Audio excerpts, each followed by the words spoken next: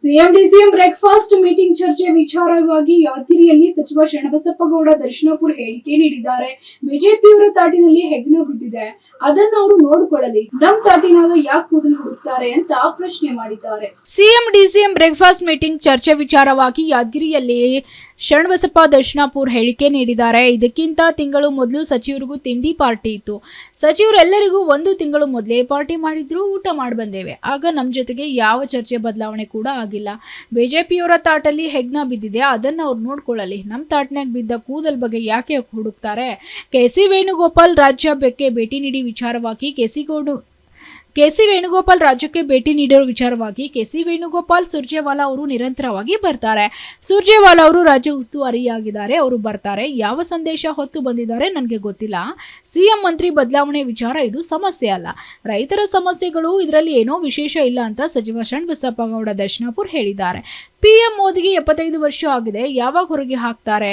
CM Siddaramaiah ತ್ಯಾಗದ ಮಾತು ವಿಚಾರ ಸಚಿವ ದರ್ಶನಾಪುರ್ ಪ್ರತಿಕ್ರಿಯೆ ನೀಡಿದ್ದು, ಸಿಎಂ ಸಿದ್ದರಾಮಯ್ಯ ಅವರು ಈ ಹಿಂದೆ ಇದು ನನ್ನ ಲಾಸ್ಟ್ ಚುನಾವಣೆ ಅಂತ ಹೇಳಿದ್ದಾರೆ. ಚುನಾವಣೆ ಸ್ಪರ್ಧೆ ಮಾಡುವುದು ಲಾಸ್ಟ್ ಅಂತ ಈ ಹಿಂದೆ ಹೇಳಿದ್ದಾರೆ. ಸಿದ್ದರಾಮಯ್ಯ ಅವರಿಗೆ ಪಾಪ್ಯುಲಾರಿಟಿ ಇದೆ. ಯಾವ ಪಕ್ಷದಲ್ಲಿ ಕೂಡ ಸಿದ್ದರಾಮಯ್ಯ ಅವರಿಗೆ ಇರುವ ಪಾಪ್ಯುಲಾರಿಟಿ ಅರ್ಧ ಸಮಾನ ಇಲ್ಲ. ಸಕ್ರಿಯ ರಾಜಕೀಯದಲ್ಲಿ ಇರುತ್ತೇನೆ ಅಂತ ಹೇಳಿದ್ದಾರೆ. ರಾಜಕೀಯದಲ್ಲಿ ರಾಜಕಾರಣಿಗಳು ಪರಸ್ಪರ ಭೇಟಿ ಆಗ್ತಾರೆ. ಬಿ.ವೈ. ವಿಜಯೇಂದ್ರ ಅವರಿಗೆ ಬಿಜೆಪಿ ರಾಜ್ಯಾಧ್ಯಕ್ಷ ಸ್ಥಾನದಿಂದ ತೆಗೆದ್ರೆ ಅವರು ಬಿಜೆಪಿಗೆ ಬಿಟ್ಟು ಕಾಂಗ್ರೆಸ್ಗೆ ಬರಬಹುದು ಅಂತ ಸಚಿವ ದರ್ಶನಾಪುರ್ ಅಚ್ಚರಿ ಹೇಳಿಕೆ ನೀಡಿದ್ದಾರೆ.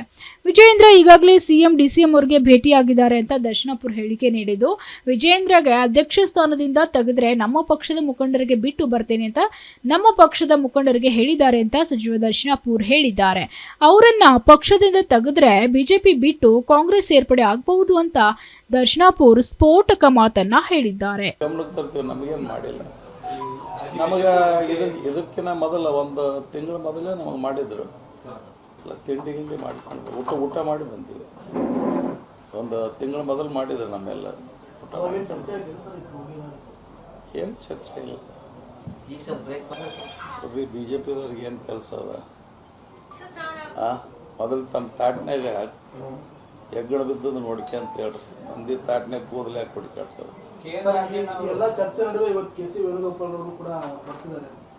ರೆಗ್ಯುಲರ್ ಆಗಿ ಕೆ.ಸಿ. ವೇಣುಗೋಪಾಲ್ ಬರ್ತಾರ, ನಮ್ಮಲ್ಲಿ ಸುರ್ಜೇವಾಲಾ ಅವ್ರು ಬರ್ತಾರ. ಅದು ನಿರಂತರ ಅದ. ಬಿಜೆಪಿದಾಗೂ ಮ್ಯಾಗಿನ ರಾಜ್ಯ ಉಸ್ತುವಾರಿಗಳು ಅವರು ಬರ್ತಾರ. ಸಮಸ್ಯೆ ಅಂದ್ರೆ ಅಧಿಕಾರ ಬದಲಾವಣೆ ಆಗೋದು, ನಾ ಮಂತ್ರಿ ಆಗೋದು, ಇವು ಸಮಸ್ಯೆಗಳೇ ಅಲ್ರಿ. ಇವು ಸಮಸ್ಯೆಗಳಲ್ಲ. ಸಮಸ್ಯೆ ಅಂದ್ರೆ ಬೇರೆ ಇವೆಲ್ಲ. ಈಗ ಮಳೆ ಬಂದು ರೈತರು ಹಾಳಾಗಿರ್ತಕ್ಕಂಥದ್ದು ಇವೆಲ್ಲ ಇವು ಸಮಸ್ಯೆಗಳು. ಅವು ಸಮಸ್ಯೆ ಅಲ್ಲ. ಅವು ಯಾವುದೇ ಪಕ್ಷದಾಗ ಇದ್ದವ್ರಿ ಇಂಟರ್ನಲ್ ಇವು ಇದ್ದವು. ಈಗ ನರೇಂದ್ರ ಮೋದಿಗೆ 75 ವರ್ಷ ಆಯ್ತು, ಯಾವಾಗ ಹೋಗ್ತಾನೆ ಕೇಳ್ಬೇಕಲ್ಲ. ಈಗ ಅದ್ವಾನಿ ಅವರಿಗೆ, ಮುರಳಿ ಮನೋಹರ್ ಜೋಶಿಗೆ, ಉಮಾಭಾರತಿಗೆ ಎಲ್ಲ ಹೊರಗೆ ಹಾಕಿದ್ರು 75 ಆದ್ಮ್ಯಾಕ. ಮತ್ತೆ ಈಗ ಸೀನಾ 75 ಆದವ್ರದ್ದು ಪರಿಸ್ಥಿತಿ ಏನೇನದ? ಮಾತಾಡಿದವರು ಮಾತಿನ ಪ್ರಕಾರ ನಡ್ಕೋಬೇಕಲ್ಲ. ಮತ್ತೆ ಉಗುಳಿದ ನೆಕ್ಕದ ಆಗ್ಬಾರ್ದು. ಅವರು